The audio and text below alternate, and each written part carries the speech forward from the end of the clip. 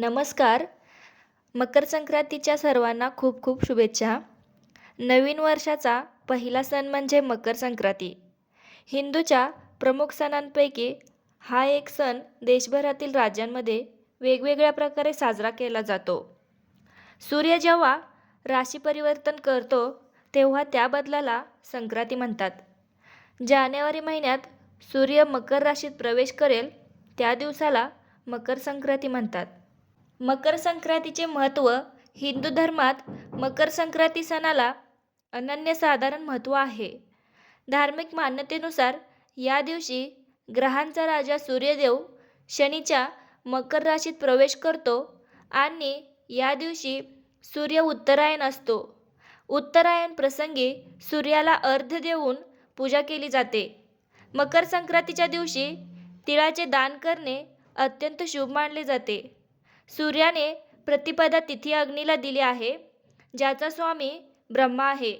या दिवशी गरिबांना उबदार कपडे, उडीद, खिचडी, तांदूळ आणि चांदी दान करणे विशेष फलदायी असते. पितळेच्या भांड्यात तीळ आणि तांदूळ दान केल्याने पापांचा नाश होतो. शिवाय शाश्वत पुण्यही प्राप्त होते. तसेच घरात सुख समृद्धी आणि शांतती नांदते. संक्रांतीचा पुण्यकाल. मंगळवार दिनांक 14 जानेवारी 2025 रोजी सकाळी 8:54 पासून संध्याकाळी 4:54 पर्यंत आहे. संक्रांतीमध्ये दान द्यायच्या वस्तू व संक्रांतीचा रंग. संक्रांतीचे वाहन. सूर्याचे मकर संक्रमण बालवकरणावर होत असल्याने वाहन वाघ असून घोडा हे उपवाहन आहे. तिने पिवळे वस्त्र परिधान केले असून हातात गदा घेतलेली आहे. केशराचा टिळा लावलेला आहे. वयाने कुमारी असून बसलेली आहे.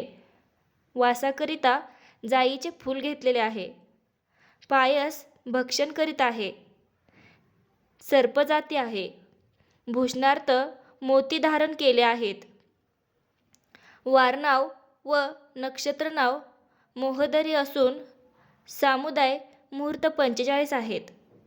पूर्वेकडून पश्चिमेत जात आहे व वायव्य दिशेत पाहत आहे. तसेच संक्रांतीचे फल. संक्रांतीने ज्या वस्तू परिधान केल्या आहेत त्या वस्तू महाग होतील व संक्रांती जेथून आली आहे तेथील जनतेला सुख प्राप्त होईल.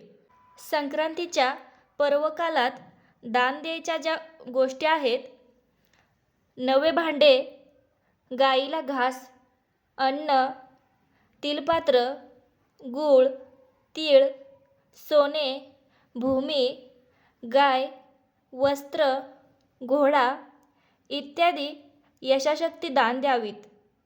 आणि संक्रांतीमध्ये जी वर्ज्यकामे आहेत ती म्हणजे कठोर बोलणे, वृक्ष गवत तोडणे, गाई म्हशींची धार काढणे व कामाविषयक सेवन ही कामे करू नयेत.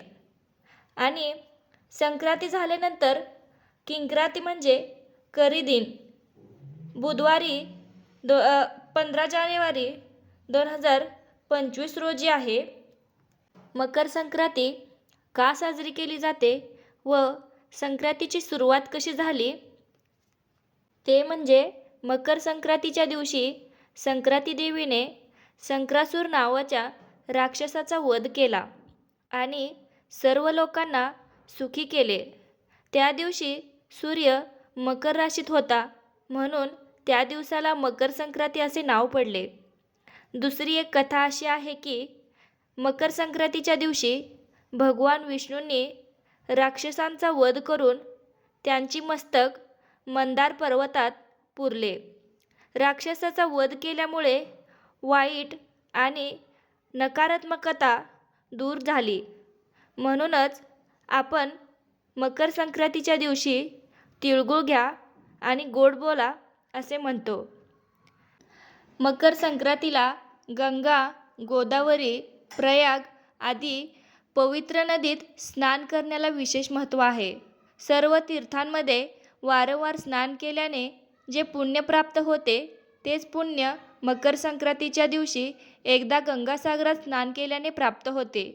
अश्वमेध आणि वाजपेयी यज्ञ केल्यासारखे पुण्य प्राप्त होत असते असे मानले जाते. कारण मकर संक्रांतीच्या दिवशी सागरपुत्रांना वाचवताना गंगा सागराला जाऊन मिळाली होती. याची एक कथा सांगितली जाते. सागर राजाने अश्वमेध यज्ञ केल्याने विश्वविजयासाठी आपला घोडा सोडला. इंद्रदेवांनी त्या घोड्याला कपिल मुनींच्या आश्रमात बांधून ठेवले. सागर राजाचे 60,000 पुत्र युद्धासाठी कपिल मुनींच्या आश्रमात गेले आणि त्यांना अपशब्द बोलले. कपिल मुनींना क्रोधित होऊन त्यांना भस्म केले. तेव्हा राजा सागराचा नातू राजकुमार अंशुमन हा कपिल मुनींच्या आश्रमात गेला आणि त्याने मुनींची माफी मागून आपल्या काकांच्या उद्धाराचा मार्ग विचारला.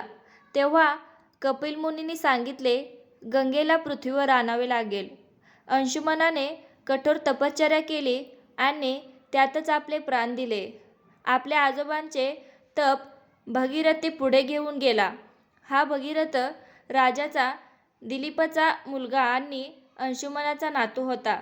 भगीरथाच्या तपाने गंगा प्रसन्न होऊन पृथ्वीवर आली व तिच्या प्रचंड प्रवाहाने पृथ्वीवर हाहाकार माजला. तेव्हा भगीरथाने भगवान शंभोशंकराची तपश्चर्या केली, जेणेकरून महादेवांच्या जटेतून गंगेचे पाणी पृथ्वीवर प्रवाहित होईल. महादेवाने भगीरथाच्या कठोर तपश्चर्यावर प्रसन्न होऊन त्याला इच्छित वरदान दिले. यानंतर गंगा महादेवाच्या केसात लीन होऊन पृथ्वीवर वाहत गेली. भगीरथाने गंगेला मार्ग दाखवला आणि गंगा कपिल मुनींच्या आश्रमात गेली.